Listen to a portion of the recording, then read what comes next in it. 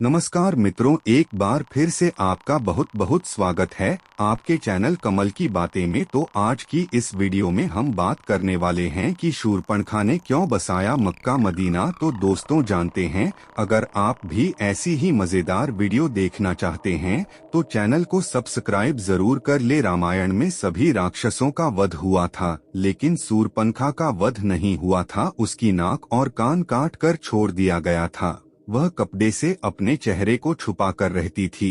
रावण के मर जाने के बाद वह अपने पति के साथ शुक्राचार्य के पास गई और जंगल में उनके आश्रम में रहने लगी।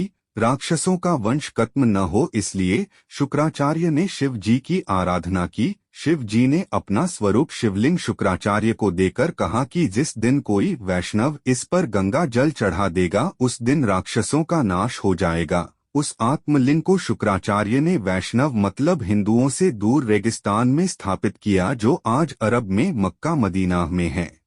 शूरपणखा जो उस समय चेहरा ढक कर रहती थी, वो परंपरा को उसके बच्चों ने पूरा निभाया। आज भी मुस्लिम औरतें चेहरा ढकी रहती हैं। शूरपणखा के वंशज आज मुसलमान कहलाते हैं, क्योंकि शुक्राचार्य ने इनको जीवन दान दिया, इसलिए ये शुक्रवार को विशेष महत्व देते हैं। पूरी जानकारी तथ्यों पर आधारित सच है। जानिए इस्लाम कैसे पैदा हुआ।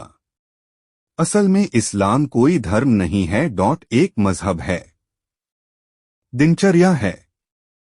मजहब का मतलब अपने कबीलों के गिरोह को बढ़ाना। यह बात सब जानते हैं कि मोहम्मदी मूल रूप से अरब वासी है।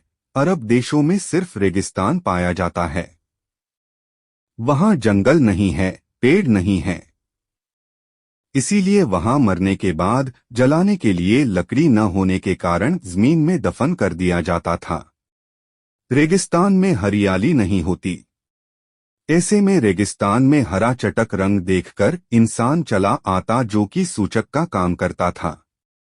अरब देशों में लोग रेगिस्तान में तेज धूप में सफर करते थे, इसीलिए वहां के लोग सिर को ढकने के लिए टोपी पहनते थे, जिससे कि लोग बीमार न पड़े। अब रेगिस्तान में खेत तो नहीं थे, न फल, तो खाने के लिए वहां अनाज नहीं होता था, इसीलिए वहां के लोग जानवरों को काट कर खाते थे और अपनी भूख मिटाने के लिए इसे कुर्बानी का नाम दिया गया।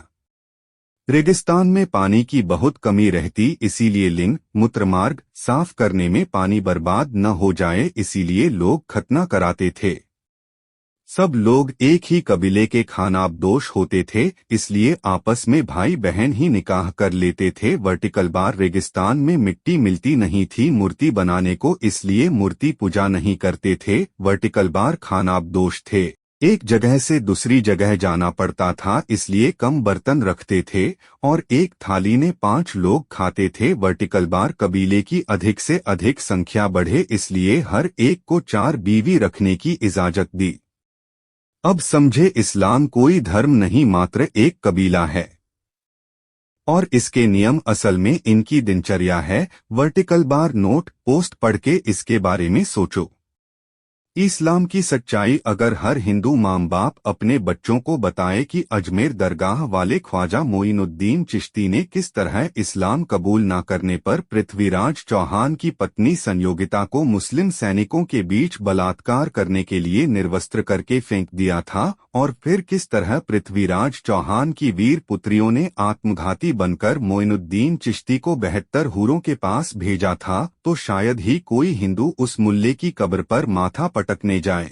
अजमेर के ख्वाजा मोइनुद्दीन चिश्ती को 90 लाख हिंदुओं को इस्लाम में लाने का गौरव प्राप्त है।